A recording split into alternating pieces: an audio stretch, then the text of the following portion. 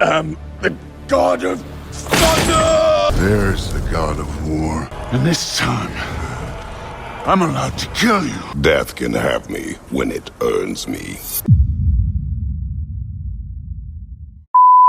God of Thunder versus God of War. Who is stronger? It's a question that echoes across the digital pantheon. So grab your Mjolnir or Leviathan axe because we're about to dive into a story that's less about a simple fight and more about a clash of mythologies themselves.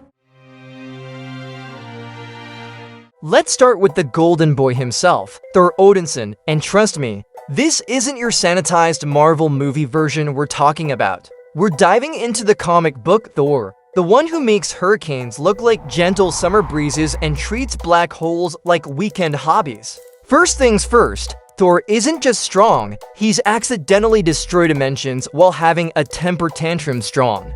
This is a being who once arm wrestled with the Hulk so intensely that their combined force started tearing holes in reality itself, and that was them holding back. When Thor really cuts loose, he's thrown Mjolnir with such devastating force that it's traveled through time, shattered planets, and on one particularly memorable Tuesday, knocked out the Phoenix Force. Thor also once held open the metal jaws of a dying star. That's not gym rat flexing levels of power, that's holding a collapsing celestial object with pure muscle. His power isn't just electricity, it's cosmic. Thor once held together to tectonic plates that were being pulled apart by cosmic forces. But here's where it gets absolutely insane. Thor's moon-shattering strength isn't even his most terrifying attribute. The guy commands weather on a scale that would make Mother Nature file a restraining order.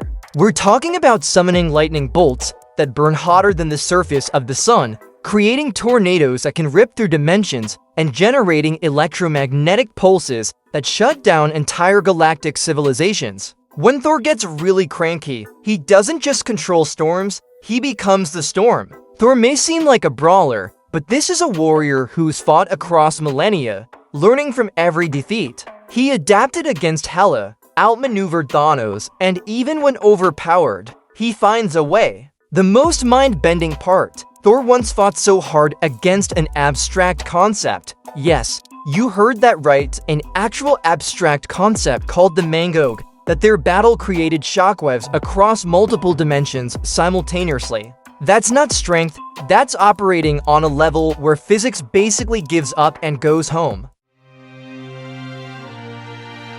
Now let's talk about the other contender in this cosmic cage match, Kratos, the Spartan who took the phrase daddy issues and turned it into an art form of divine genocide. If Thor is a force of nature, then Kratos is what happens when pure, concentrated rage decides to learn mixed martial arts and major in mythology. Here's what makes Kratos absolutely terrifying. He doesn't just fight gods, he systematically dismantles them like he's following some twisted IKEA instruction manual in reverse. This man looked at Zeus, the king of the Greek pantheon, the guy who throws lightning bolts for fun, and said, "Hold my ambrosia," before literally punching him to death with his bare fists. And that wasn't even his final form. He was the one who broke the Greek pantheon over his knee and strangled Poseidon with his own hands. But let's talk numbers, because Kratos' strength feats read like a physics professor's worst nightmare. This is someone who flipped an entire temple that weighed roughly 9 million tons. Not lifted, mind you, but casually flipped like he was making pancakes for breakfast. Let's put that in perspective. 9 million tons is roughly equivalent to 150 fully loaded aircraft carriers stacked on top of each other. He's punched through solid stone mountains, held apart tectonic plates with his bare hands, and once got so angry that he had butted his way through the barrier between life and death itself. Additionally, he also flipped the Bridge of the Nine Realms, a structure literally holding dimensions together, and he did it while wounded and exhausted. That's not strength, that's rage-fueled defiance of physics. He's the guy who ripped off Helios' head with his bare hands, the guy who stopped a Titan from crushing him with a single push. The Grim Reaper took one look at that and immediately updated his LinkedIn profile.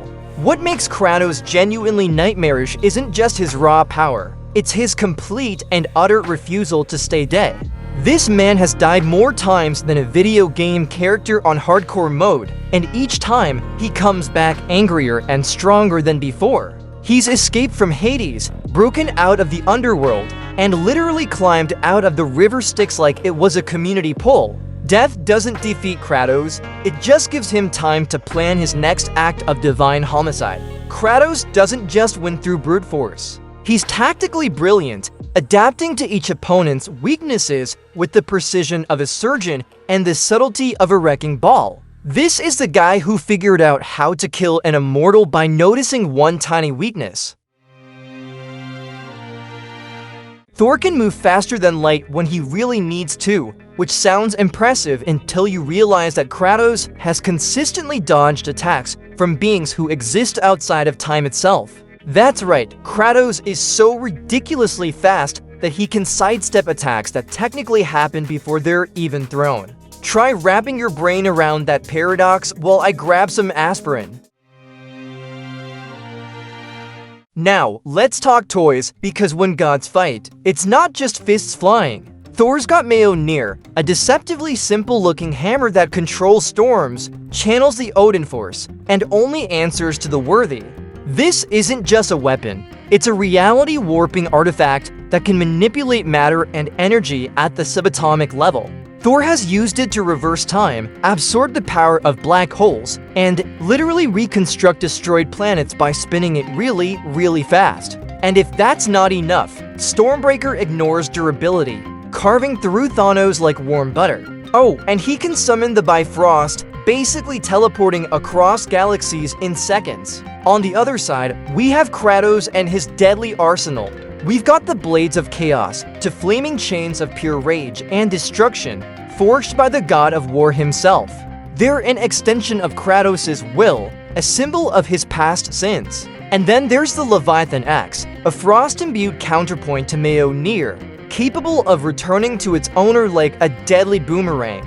This axe freezes gods solid, and let's not forget, he's got Spartan Rage, a berserker mode where pain just makes him stronger. Thor hits him, bad idea, the angrier Kratos gets, the more he breaks reality's rules. What if Kratos picks up Mjolnir? Now, before you start screaming about worthiness enchantments and how only the pure of heart can wield Thor's hammer, let me ask you something. Who exactly decided what worthy means? Because if we're talking about someone who's willing to sacrifice everything, his family, his life, his very soul, to protect innocent people from tyrannical gods, then Kratos might just be the most worthy being in any mythology. This is someone who endured literal hell to save humanity from divine oppression, who chose to bear unimaginable guilt and pain rather than let others suffer. That sounds pretty worthy to me. If it's MCU Thor, Kratos tears him apart. Comics Thor? Way tougher, but Kratos has slaughtered gods who rewrite reality. And if we're talking peak Thor, well, even then, you shouldn't bet against the Ghost of Sparta. Because Thor fights to win, Kratos fights to erase you from history. This man rewrote his own fate by sheer will. He's died twice, and both times, he clawed his way back out of the underworld because rage is his oxygen. And let's not forget, he's beaten Odin already. So Thor's daddy's power, Kratos isn't impressed. What do you think? Drop your thoughts in the comments below. And if this deep dive into divine destruction got your blood pumping, smash that subscribe button and let's explore more impossible matchups that break reality and your brain in equal measure.